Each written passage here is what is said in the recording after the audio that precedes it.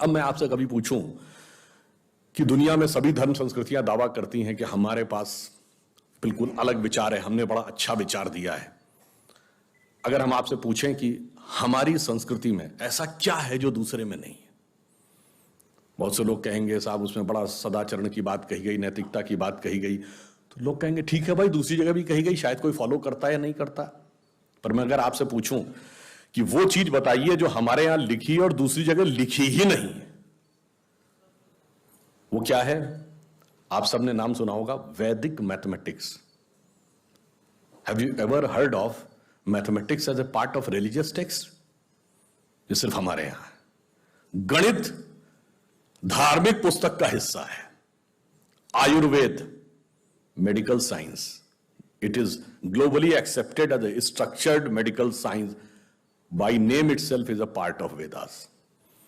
Medical science धर्म ग्रंथ का हिस्सा हो, गणित धर्म ग्रंथ का हिस्सा हो, ये दुनिया में कहीं नहीं, बाकी जगह विज्ञान और गणित का धर्म से संघर्ष है। हमारे यहां वो धर्म ग्रंथ से उद्भूत हो रहे हैं। ये फंडामेंटल डिफरेंस है हमारे और उनके बीच में। और इतना ही नहीं, मैं कभी आपसे, आप लोगों ने ध्यान दिया हो अगर, गणित की जो खोज है, वैसे तो बहुत सारी चीजें थी जो अंग्रेजों के आने के बाद छुपा दी गई, क्वाड्रेटिक इक्वेशन हो, अलजेब्रा हो, ट्रिग्नोमेट्री हो, ये सारी चीजें। मगर एक ऐसी चीज है जो कमोबेश सभी लोग मानते हैं, चलो ये तो मान ही लेते हैं कि भारत ने दिया। वो क्या था? शून्य। अब कहा जाता शून्य किसने दिया? आर्यभट्ट ने खोजा। अरे भाई, आर्यभट्ट ने खोजा नहीं, आर्यभट्ट की किताब में पहली बार तुमको लिखा हुआ मिला। अगर आर्यभट्ट ने शून्य खोजा तो बौद्ध मत में शून्यवाद का सिद्धांत कहां से आया? वो तो आर्यभट्ट से पहले के थे। और ये बताइए, कौरवों की 18 अक्षौणी सेना से लेके भगवान राम की जन्म कुंडली बन रही थी, वो बगैर शून्य के बन रही थी। वास्तविकता यह है कि शून्य वेदों से निकला, और वो इस बात को स्वीकार करने को तैयार नहीं होते थे कि धर्म ग्रंथ से निकलता है। इसलिए उनको छटपटाहट थी, इसलिए वो कहने का प्रयास करते हैं किसी और ने निकाला था। और समस्या क्या है? हमारे यहां तो भगवान राम की जो कुंडली निकली है, वो जब नासा के प्लैनेटोरियम सॉफ्टवेयर में डाली गई तो 7114 समथिंग बीसी की डेट निकल आई। अब बताइए, वैसे तो मैं नहीं मानता कि वो डेट सही है, उसके अंदर नक्षत्रों का कैलकुलेशन किया जाए तो बहुत पीछे आएगा, परंतु बताइए, उन लोगों ने हमको समझा दिया कि हम अवैज्ञानिक हैं और हम अंधविश्वासी हैं, जिनमें किसी एक के यहां लिखा है कि धरती चपटी है और एक के में लिखा धरती के चारों तरफ सूरज घूमता है। और ऐसे महान ज्ञानदेव पाड़े लोगों ने हम लोगों को समझा दिया कि हम अनसाइंटिफिक थे और धरती को चपटी और धरती को इस सौरमंडल का केंद्र कहने वाले लोग वैज्ञानिक थे।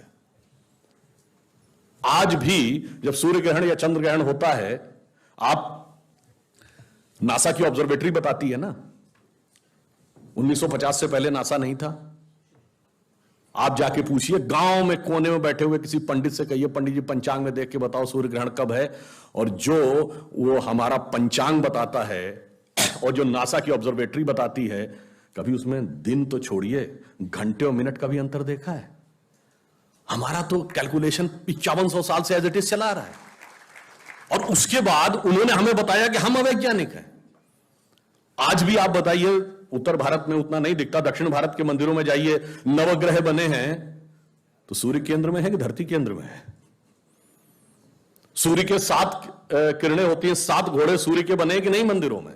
अब बताइए, ऐसा हमारे दिमागों में भर दिया जाता है। हम सब ने, जिसने भी, हम लोगों ने भी विज्ञान में पढ़ा कि सबसे पहले 9 ग्रहों की खोज किसने की? केपलर ने। Kepler's law of planetary motion. हम सब ने, जिसने फिजिक्स पढ़ी होगी 10वीं 11वीं 12वीं में, कभी न कभी Kepler's law of planetary motion पढ़े होंगे कि केपलर ने सबसे पहले बताया कि 9 ग्रह होते हैं। अब ये बताइए, इधर जब हम पूजा करते हैं तो पंडित जी हाथ में जल ले क्या बोलते हैं? ब्रह्मा मुरारी त्रिपुरांतकारी भानु शशि भूमि सुतो बुधश्च और गुरुश्च शुक्र शनि राहु केतु सर्वे ग्रहा शांति करो भवन्तु। अब ये 9 ग्रहों के नाम केपलर बताए थे कि पंडित जी बताए हैं? और हजारों साल से बता रहे हैं। और उसमें मजे की बात यह है कि मंगल के लिए भूमि सुत, यानी भूमि का बेटा, धरती का बेटा शब्द है।